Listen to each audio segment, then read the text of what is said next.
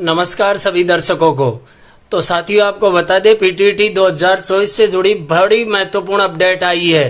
क्या फिर से काउंसलिंग होगी और अपवर्ड मूवमेंट से जुड़ी भी बड़ी खबरें हैं और कॉलेज अलॉटमेंट की रिपोर्टिंग की पूरी प्रोसेस। तो गाइस शुरू करते हैं इस वीडियो को और आपको बताते हैं कि किस प्रकार से रिपोर्टिंग की फुल प्रोसेस रहेगी और जिन कैंडिडेट ने एनीवेयर का ऑप्शन सेलेक्ट किया उनके साथ क्या होगा।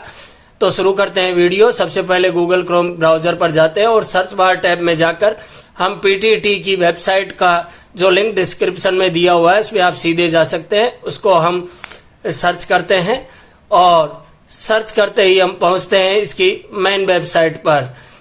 तो इस प्रकार से हमारे सामने मुख्य वेबसाइट आ गई है, जिसपे आप देख पा रहे हैं कि एक येलो कलर की पट्टी दी गई है जिस पर स्पष्ट रूप से लिखा हुआ है महत्वपूर्ण अपडेट कि जिन अभ्यर्थियों ने एनीवेयर राजस्थान कॉलेज आवंटित हुआ है सेलेक्ट करने के बाद और किसी कारणवश वे यदि कॉलेज में प्रवेश नहीं लेना चाहते हैं तो ऐसे अभ्यर्थी किसी भी प्रकार का शुल्क जमा न करावें।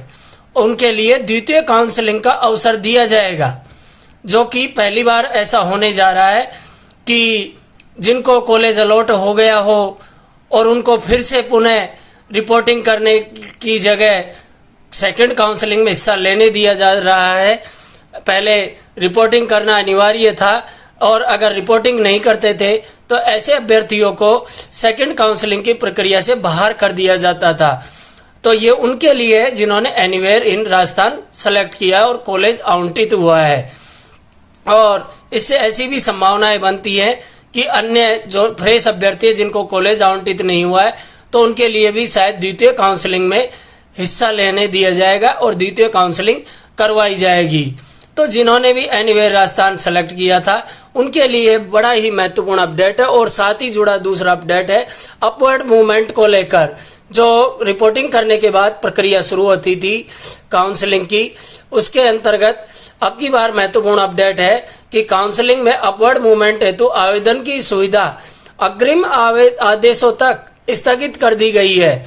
अर्थात आपने रिपोर्टिंग कर दी, 22,000 फीस डिपॉजिट करवा दिया है, उसके बावजूद भी आप अभी अपवर्ड और मूवमेंट की प्रक्रिया में अग्रिम आदेश आने तक हिस्सा नहीं ले पाएंगे। अर्थात वह प्रक्रिया पूर्णतः स्थगित कर दी गई है पीटीईटी राजस्थान वीएमओयू द्वारा। अब हम जानते हैं इसी की जिनको कॉलेज अलॉटमेंट हुआ है तो किस प्रकार से कॉलेज अलॉटमेंट के लिए हम पहले देखते हैं कैंडिडेट का। तो हम पहले सेलेक्ट करते हैं 4 ईयर पाठ्यक्रम के अंतर्गत, 4 ईयर के अंतर्गत। तो एक विद्यार्थी के लिए हम चेक करते हैं। तो हम सबसे पहले जाते हैं बीए बीएड के अंदर प्रिंट अलॉटमेंट लेटर को हमें सेलेक्ट करना होगा। तो दोस्तों हमने इसको सेलेक्ट कर लिया है और इसके पश्चात एक न्यू टैब जनरेट हो गई है। उस पर सबसे पहले हमको डालना होगा अभ्यर्थी के रोल नंबर जो हमने सेलेक्ट कर लिए। उसके पश्चात काउंसलिंग आईडी सेलेक्ट करनी होगी जो हमें रिजल्ट के अंदर मिली हुई है।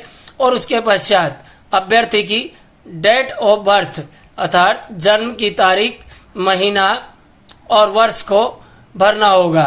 उसके पश्चात ही आप आगे बढ़ पाएंगे। और उसके पश्चात हमें पेमेंट के ऑप्शन को भी सेलेक्ट करना होगा। तो आप चाहे तो ई मित्रा का भी सेलेक्ट कर सकते हैं और आप चाहे आईसीआई के द्वारा भी ऑनलाइन पेमेंट की 22,000 जो फीस होगी उसको जमा कराने की व्यवस्था की गई है। और फिर आप लॉगिन करते हैं। तो इस प्रकार से अभ्यर्थी की जो अलॉटमेंट कॉलेज हुई है उसकी सारी डिटेल हमारे सामने आ गई है। तो ये वही सवाल है कि मान लीजिए इस कैंडिडेट को सीकर अलॉट हुआ है और दूर पड़ता है, ये नहीं जाना चाहता, अलॉटमेंट होने के बाद सेकंड काउंसलिंग से पहले बाहर कर दिया जाता था। तो अब की बार इनको सेकंड काउंसलिंग में भी हिस्सा लेने का अवसर दिया जा रहा है, जो कि एनीवेयर राजस्थान यस करने के पश्चात कहीं का भी कॉलेज हो। उसके पश्चात हम जानते हैं कि इसके अंदर क्या क्या चीज़ों की डॉक्यूमेंट की किन की आवश्यकता रहेगी। तो आप देखेंगे हम सबसे पहले सेलेक्ट करते हैं यहाँ पर जो कॉलम दिया गया है। तो हमें सबसे पहले रिपोर्टिंग के लिए 22,000 डिपॉजिट फीस करवानी होगी। उसके पश्चात ही आपकी रिपोर्टिंग मानी जाएगी। तो उसके लिए 5,000 आप पहले जमा करवा चुके और अब 22,000 शेष है उनको जमा करवाना होगा। 27,000 टोटल फीस थी।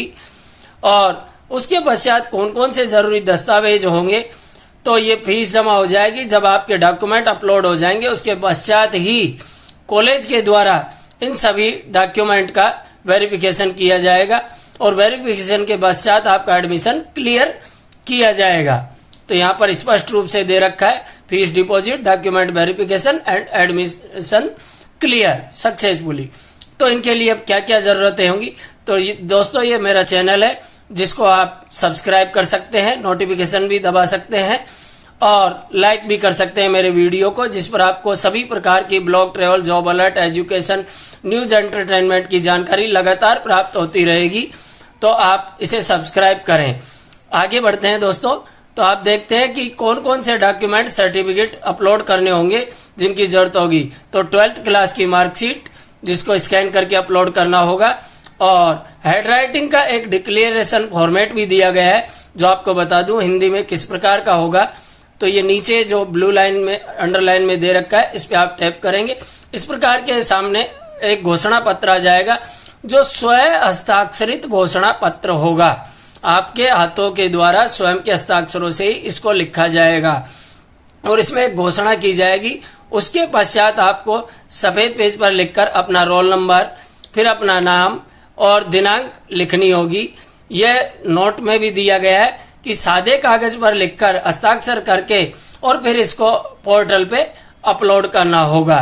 तो इस प्रकार से घोषणा पत्र की जो डिटेल है इसको आप प्रिंट करके निकाल सकते हैं। आगे बढ़ते हैं दोस्तों, तो इस प्रकार से फिर ये बता दिया आपको एक लेटेस्ट आपको सेल्फी फोटो भी इसमें मोबाइल के द्वारा या वेबकैम के द्वारा जनरेट करनी होगी, खींच के अपलोड करनी होगी और जाति प्रमाण पत्र की भी आवश्यकता पड़ेगी, क्योंकि यदि आपने जाति प्रमाण पत्र का इसमें उल्लेख किया है तो उसकी आवश्यकता पड़ेगी। उसके पश्चात आगे बढ़ने पर हमारे सामने इस प्रकार से डेस्कटॉप नजर आएगा।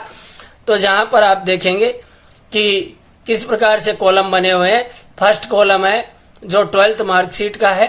तो यहाँ पर से 12th क्लास की मार्कशीट को जो आपने सेव करके इसमें रखी होगी सिस्टम में तो या मोबाइल में, तो उसके जरिए इसको स्कैन करने के पश्चात अपलोड करनी है। फिर सेल्फी अपलोड करनी होगी और उसके पश्चात सेल्फी अपलोड करने के पश्चात जो प्रक्रिया ऐसे बताई गई है तो चूज करके आप सेलेक्ट कर सकते हैं बड़े आराम से।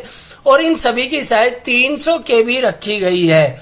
सर्टिफिकेट जो भी अपलोड करेंगे, मार्कशीट होगी, 12th क्लास की होगी, घोषणा पत्र होगा और जाति प्रमाण पत्र होगा, तो 300 KB के अंडर में आपको इनकी साइज सेलेक्ट करके सेव करके बना करके रखनी होगी।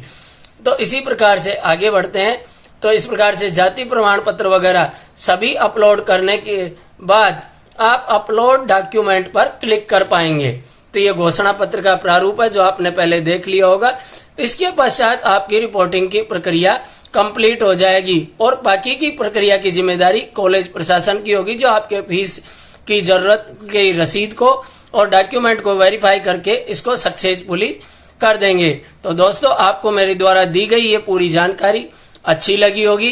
एनीवेयर राजस्थान से खुश हो जाइए दोस्तों। कॉलेज नहीं भी लेना चाहते तो द्वितीय काउंसलिंग में हिस्सा लें और अन्य संभावित छात्र हैं जो शेष हैं जिन्होंने किन्हीं कारणवश ऐसा नहीं किया था, वे भी शायद हो सकता है इस काउंसलिंग में हिस्सा ले पाएंगे, क्योंकि इस बार काउंसलिंग की डेट नहीं बढ़ाई गई थी। तो दोस्तों जानकारी अच्छी लगी हो तो मेरे चैनल को लाइक और सब्सक्राइब करना न भूलें और जिस नोटिफिकेशन को भी अलाउ करना न भूलें, जिससे आपको मेरे द्वारा दी गई सभी जानकारियां समय समय पर प्राप्त होती रहे। आपको अपवर्ड मूवमेंट की जो प्रक्रिया है उसको स्थगित कर दिया गया है। तो धन्यवाद दोस्तों, जानकारी के लिए बने रहिए मेरे साथ।